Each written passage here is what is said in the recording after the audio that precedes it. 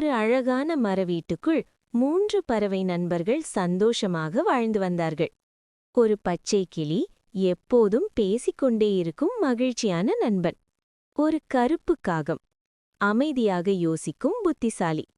மற்றொரு பெரிய கழுகு, பலமுள்ளவன், ஆனா கொஞ்சம் பெருமை அதிகம்.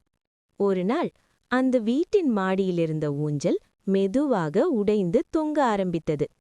கிளி பயந்தபடி சொன்னது, ஐயோ, இது கீழே விழுந்துடுமோ?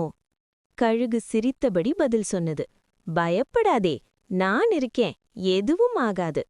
ஆனா காகம் அமைதியாக சொன்னது, பலம்தான் முக்கியம், ஆனா ஒற்றுமை இல்லனா பிரச்சனை வரும். அப்புறம் 3 பறவைகளும் சேர்ந்து வேலை செய்தன.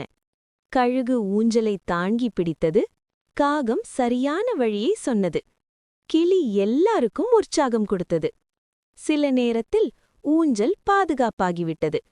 அப்போ கழுகு நாணத்தோடு சொன்னது, இன்று எனக்கு ஒரு பாடம் கிடைத்தது, பலத்தை விட நட்பும் புத்தியும் முக்கியம். 3 நண்பர்களும் சிரித்தபடி ஊஞ்சலில் உட்கார்ந்து மகிழ்ச்சியாக இருந்தார்கள்.